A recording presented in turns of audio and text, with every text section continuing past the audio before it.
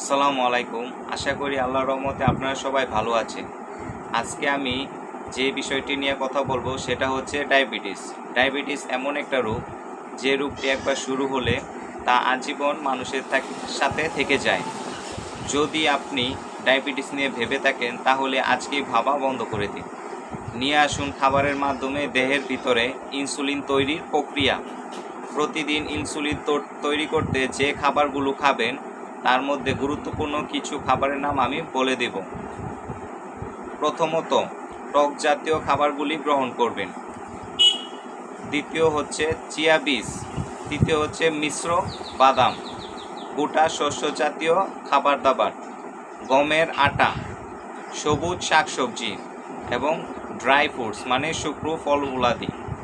আপনারা সুস্থ থাকার চেষ্টা করবেন এবং চেষ্টা করবেন এই খাবারগুলো প্রতিদিনই নিয়মিত অল্প অল্প করে খাবারের সাথে গ্রহণ করার জন্য।